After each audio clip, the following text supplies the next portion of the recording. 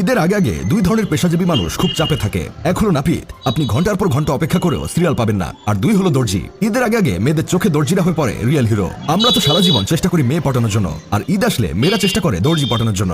দুনিয়ার সব মজা তখন দর্জিরাই নেয়। আমরা যদি কোনো মেয়ের দিকে একটুখানি ডিপজলের দৃষ্টিতে তাকাই তাহলে দোষ হয়ে যায়, আর দর্জিরা খাতায় লিখে রাখে কিন্তু কোনো সমস্যা হয় না। একদিন দেখে আমাদের এলাকার নাম্বার 1 সুন্দরী মেয়ে এক ছেলেকে বলছে, আপনার হাতে জাদু আছে ভাইয়া, ঠিক যেমন চাইছিলাম তেমনই দিলেন। কি জিনিসটা কি বানাই দিলেন, আপনি অনেক ভালো পারেন। আমার বান্ধবীকেও আপনার কাছে নিয়ে আসবো, তারটাও বানাই দিয়েন। এটা শুনে তো আমার অবস্থা খারাপ। মনে মনে ভাবলাম বাংলাদেশ এতটাই আধুনিক হয়ে গেছে, নিজে তো গোল্লায় গেছে, এখন সাথে করে বান্ধবীকেও নিয়ে আসবে। কিছুক্ষণ পর দেখি সেম ছেলেটাকে আরেকটা মেয়ে এসে বলছে, ভাইয়া আমারটা কবে ধরবেন? প্রতিদিন আসে থাকি, আমারটা ধরবেন, কিন্তু আপনি ধরেন না। আমারটা বাদে অন্য সবারটা ধরেন। এটা শোনার পর আমার মাথা খারাপ হয়ে গেল। এই ছেলের মধ্যে কি এমন আছে যার জন্য মেয়েরা তাদের জিনিস ধরতে বলে? আমি তো দেখতে শুনতে মাশাআল্লাহ সুন্দর আছি, তারপরেও তো আজ পর্যন্ত কোনো মেয়ে আমাকে এসব বলে নাই। কিছুক্ষণ পর আমাদের এলাকার টপ ক্লাস সুন্দরী ভাবি সেম ছেলেটাকে এসে বলছে, তুমি প্রতিদিন দিবে দিবে বলে আর দাও না, আমার কিন্তু সহ্য হচ্ছে না, আজ না দিলে আমি আরেকজনের কাছে চলে যাব। এইসব শুনে আমি আর নিজেকে কন্ট্রোল করতে পারলাম না। ছেলেটাকে গিয়ে বললাম, তোমার মধ্যে কি এমন স্পেশাল জিনিস আছে যা আমার মধ্যে নাই? ছেলেটা মুচকি হেসে বলল, আমার হাতের কাজ ভালো, আমি নাম্বার 1 দর্জি, যার জন্য মেয়েরা তাদের সকল জামা আমাকেই বানাতে দেয়। সামনে ঈদ, তাই সবার একটু তাড়া,